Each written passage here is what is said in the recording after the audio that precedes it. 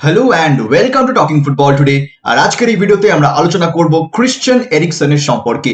তো ভিডিওটা ভালো লাগলে লাইক এবং শেয়ার অবশ্যই করে দিও, এবং তোমরা যারা এখনো এই চ্যানেলটাকে সাবস্ক্রাইব করোনি কিসের ওয়েট করছো, অবশ্যই সাবস্ক্রাইব করে নিও এরকম ডেইলি ফুটবল আপডেট পাওয়ার জন্য। তো চলো বন্ধুরা, আজকের এই ভিডিওটা আর দেরি না করে শুরু করা যাক। তো কালকে ডেনমার্ক ভার্সেস ফিনল্যান্ড ম্যাচে যেটা হয়েছে, it's definitely one of the most shocking thing in world football right now. মানে সবার ওপর এরকম ভাবে কালকের ঘটনাটা এফেক্ট করেছে যে প্রত্যেক মানুষ কিন্তু এই মুহূর্তে এখনো ক্রিশ্চিয়ান এরিকসনের কথা ভাবছে। কেমন আছেন ক্রিশ্চিয়ান এরিকসন? তিনি কি সুস্থ আছেন, ঠিক আছেন, কত তাড়াতাড়ি তিনি মাঠে ফিরবেন? এইসব নানান প্রশ্ন কিন্তু এই মুহূর্তে সমর্থকদের মাথায় ঘুরছে। এবং এটা শুধুমাত্র আমি ক্রিশ্চিয়ান এরিকসনের ফ্যানদের কথা বলছি না, বা ডেনমার্কের সমর্থকের কথা বলছি না, বা ইন্টার মিলানের সমর্থকদের কথা বলছি না। এই প্রশ্ন কিন্তু এই মুহূর্তে ঘুরছে প্রত্যেক ফুটবল সমর্থকের মাথায়। এবং স্বাভাবিকভাবেই মানে কালকে যে ঘটনাটা ঘটেছে, মানে এমন ভাবে ঘটেছে, মানে হঠাৎ করে, মানে কোনো রকমের কলিশন নয় বা কোনো রকমের ফিজিক্যাল কন্ট্যাক্ট ছাড়াই যেভাবে ক্রিশ্চিয়ান এরিকসন মুখ থুবড়ে পড়ে গেছিলেন, মানে সবাই অবাক। এবং এরকমও নয় যে Christian Eriksen had a heart issue, because 2019-20 সাল অব্দিও মানে যারা এরিকসনকে দেখেছেন বা যে ডক্টরসরা এরিকসনের ওপর কনস্ট্যান্ট টেস্ট করেছে যখন তিনি টটেনহ্যামে ছিলেন, মানে ওখানকার ডাক্তাররাও কিন্তু বলেছেন যে ক্রিশ্চিয়ান এরিকসনের রিপোর্টস ওয়্যার কোয়াইট নর্মাল, এবং কোনোদিনই তার কোনো হার্ট ইস্যু ছিল বলে কিন্তু জানা যায়নি। বাট কালকে যে ঘটনাটা ঘটেছে, that is being suspected as a cardiac arrest, যদিও এখনো কিন্তু কোনো রকমের অফিসিয়াল কনফার্মেশন মেডিকেল স্টাফদের থেকে আসেনি বা ডেনমার্ক ফুটবল ফেডারেশনের থেকে আসেনি যে এক্স্যাক্টলি কি কারণে কালকে ক্রিশ্চিয়ান এরিকসন মানে অজ্ঞান হয়ে যান। মানে একটা সেকেন্ডের জন্য তো মনে হচ্ছিল যে যেই অঘটনটা হওয়ার সেটা হয়ে গেছে, বিকজ আমি একটা স্কাই নিউজের আর্টিকেল পড়ছিলাম যেখানে সঞ্জয় শর্মা, যিনি একজন স্পোর্টস কার্ডিওলজির প্রফেসর সেন্ট জর্জ ইউনিভার্সিটিতে লন্ডনে, তো তিনি বলছেন যেটা যে Christian Eriksen died, he did die for a few minutes, এবং এটা আমি কোট করছি। তিনি বলেছেন যে without putting it too bluntly, he died today, albeit for a few minutes, but he did die. And would the medical professional allow him to die again? The answer is no. অর্থাৎ কালকে যেটা ঘটেছে সেটা যদি কোনো সত্যি cardiac arrest হয়ে থাকে বা সত্যি কোনো দেখা যায় যে ক্রিশ্চিয়ান এরিকসনের নতুন করে বা কিছু একটা হার্ট ইস্যু হয়েছে, দেন হি won't be allowed to play professional football again. মানে যেই ম্যাচটা তিনি লাস্ট খেলেছেন, that would be the Denmark versus Finland match. এরপর তাকে কোনো রকমের প্রফেশনাল ফুটবল আর খেলতে দেওয়া যাবে না বা অ্যালাউ করা হবে না। At least UK government will never allow him to play in the United Kingdom if he has a heart issue. সেরকমই যেখানে তিনি এই মুহূর্তে খেলছেন ইন্টার মিলানে, মানে সিরিয়া, সেখানকার football federation, Italian football federation, তারাও কিন্তু ক্রিশ্চিয়ান এরিকসনকে খেলতে অ্যালাউ করবে না, বিকজ ওদের কিন্তু এটা নিয়ম রয়েছে যে players with heart conditions won't be allowed to play in the competition. They have this kind of rule to reduce the fatality of these kind of conditions, যেখানে আগে সিরিয়াতে প্রায় 3% of players died due to collapsing, but সেখানে এই নিয়মটা আসার পরে they have managed to reduce the fatality even less than 1%. তো সেক্ষেত্রে এই কারণে কিন্তু Christian Eriksen might not be allowed to play professional football again, and that is a huge disappointing news for all the fans. But then সব থেকে যেটা এখানে important সেটা হচ্ছে ক্রিশ্চিয়ান এরিকসন বেঁচে ফিরেছেন। কালকে যেরকম ভাবে তিনি কোল্যাপস করেছিলেন মাঠের মধ্যে এবং যেরকম ইনস্ট্যান্টলি সবাই রিয়াক্ট করেছে মাঠের মধ্যে, that has saved Christian Eriksen's life. Referee Anthony Taylor থেকে শুরু করে ডেনমার্কের ক্যাপ্টেন সাইমন কায়ার, সবাই মিলে কিন্তু যেরকম ভাবে রিয়াক্ট করেছেন সেকেন্ডস এর মধ্যে, that has really saved Christian's life. Christian যেই মুহূর্তে কোল্যাপস করেছেন সঙ্গে সঙ্গে কিন্তু সাইমন কায়ার ছুটে গেছেন এবং সেখানে গিয়ে তিনি ফার্স্ট পার্সন যিনি সিপিআর স্টার্ট করেছিলেন এবং ক্রিশ্চিয়ান এরিকসনকে প্রপার পজিশনে প্লেস করেছিলেন যাতে তিনি ব্রিথ করতে পারেন বা তার ব্রিদিং এর সময় কোন রকমের ব্লকেজ না হয়, এবং that has really saved Christian Eriksen, because ওই মুহূর্তে যদি মানে তার ব্রিদিং এর কোনো প্রবলেম হতো বা যদি ব্লকেজ হয়ে যেত, তাহলে we might have lost Christian Eriksen then and there.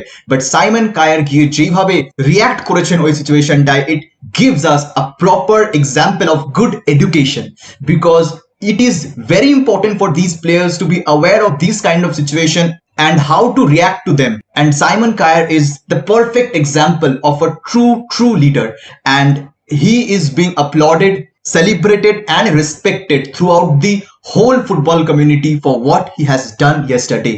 And not only Simon Kjaer, but credits to everyone on that field. Finland players ra, Finland সমর্থকরা যেভাবে সাপোর্ট করেছেন আমি দেখছিলাম যে, এবং সত্যি কথা বলতে যারা টেলিকাস্ট করছিল they should have some shame, because first of all Christian এরিকসনকে ওরকম কন্ডিশনে কনস্ট্যান্ট রেকর্ড করে যাচ্ছে। অন্য কোনো সিচুয়েশনে কিন্তু আমরা সঙ্গে সঙ্গে দেখি যে টেলিকাস্ট কাট করে দেয়, বাট এরকম সিচুয়েশনে আমি জানি না যেটা কিসের জন্য, টিআরপির জন্য না কিসের জন্য, বাট দ্য টেলিকাস্ট বা broadcasters they were continuously focusing on Christian Eriksen, his girlfriend, উনি কিরকম ভাবে রিয়াক্ট করছিলেন, কাঁদছিলেন, এইসব ইমোশনস গুলো দেখানোর কোনো মানে হয় না। ওই মুহূর্তে আমার মনে হয়েছিল যে the telecast should have been cut and should have been brought back to the studio, but সেখানে সেই জিনিসটা করা হয়নি। এবং সেই ক্রিস্টিয়ান এরিকসনের ডিগনিটিকে রক্ষা করার জন্য কিন্তু আমরা দেখছিলাম ফিনল্যান্ডের সমর্থকরা তারা নিজেদের পতাকা ফেলে দিচ্ছিলেন এবং সেখানে ডেনমার্কের প্লেয়ার্সরা সেই পতাকা নিয়ে ক্রিস্টিয়ান এরিকসনকে ঢেকে দিচ্ছিলেন মিডিয়া থেকে, ব্রডকাস্টারদের থেকে। ডেনমার্কের প্লেয়ার্সরা তাকে চারিদিক থেকে ঘিরে দিয়েছিলেন যাতে কোনো রকমের ক্যামেরা তার উপর না পড়ে, কোনো রকমের ফটোগ্রাফস কেউ নিতে না পারে। and that moment he was receiving the CPR treatment. So actually kudos to everyone on that field, Finland players, Finland supporters, Denmark players, the referees, the medical staff, মানে medical staff দের কথা মানে যতই বলা হবে ততই কম হবে, because they reacted so quickly, they took those decisions so quickly that it helped Christian Eriksen a lot. এবং medical staff দের proper reading এর জন্যই কিন্তু Christian Eriksen left the stadium being stable. When he left the stadium, he was stable, he was awake, and when he reached the hospital, he even talked with his Denmark teammates on video call. He was breathing, he was able to talk, and I think he is stable and out of danger. এবং এটা উনার এজেন্টও বলেছেন যে Christian Eriksen is out of danger for now. But এখন সব থেকে বড় প্রশ্ন যেটা উঠছে সেটা হচ্ছে ক্রিস্টিয়ান এরিকসন কি এরপরে ফুটবল খেলতে পারবেন কি পারবেন না। তো দেখো সেটা কিন্তু বলা এই মুহূর্তে সম্ভব নয়, বিকজ যতক্ষণ না প্রপার ডায়াগনোসিস হচ্ছে এবং জানা যাচ্ছে যে এক্স্যাক্টলি কি কারণে ক্রিস্টিয়ান এরিকসন কোল্যাপসড, ততক্ষণ কিন্তু কোনো রকমের ডিসিশন কেউই নেবেন না। বাট যেই মুহূর্তে সেটা সামনে আসবে, প্রকাশ্যে আসবে, তখন আমরা সবাই জেনে যাবো যে ক্রিস্টিয়ান এরিকসন খেলতে পারবেন কি পারবেন না। বাট আমাদের এটা সেলিব্রেট করা উচিত যে Christian Eriksen is alive and breathing. এইগুলো দেখা, এগুলো এক্সপিরিয়েন্স করা, এগুলো ফিল করা খুবই দুর্ভাগ্যজনক। এবং এত কিছুর পরেও যে ডেনমার্ক প্লেয়ার্সরা were able to finish the match, that was itself a big victory for them. কালকে হয়তো ডেনমার্ক ম্যাচটা হেরে গেছে সেটা ঠিক কথাই, but nobody cares about the result yesterday, not the Finland players, not the Denmark players. Finland গোল করার পরে they didn't even celebrate. তো সেই কারণে এটা দেখিয়েই দেয় যে football is not just a game, it's an emotion, it's a thing that connects millions and millions of people together, যারা কোনোদিন একে অপরকে দেখেনি, কথা বলেনি, অথচ they're emotionally connected, they're emotionally invested. আজকে গোটা ওয়ার্ল্ড থেকে ক্রিস্টিয়ান এরিকসন এত মেসেজেস পাচ্ছে, not only from the football world but also outside of it. Everyone who is connected with any kind of sport has been sending Christian Eriksen get well soon messages, has been praying for Christian Eriksen. We are too. But এটাই দেখিয়ে দেয় যে football is the most beautiful game on the planet. এবং আমরা সত্যি we are very happy যে কালকে Cristian Ericsson যা হয়েছে তারপরেও তিনি এখন ঠিক আছেন, সুস্থ আছেন। যখন যেরকম আপডেটস আসবে আমরা পেতে থাকবো, তোমরাও জানতে থাকবে।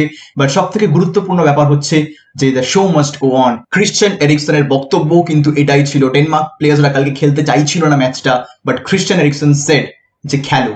তো সেই কারণে ক্রিস্টিয়ান এরিকসনের মধ্যেও যে এতটা স্ট্রেংথ রয়েছে, that has also helped him to overcome from this situation, and definitely everyone who has prayed for Eriksen has helped him to come back.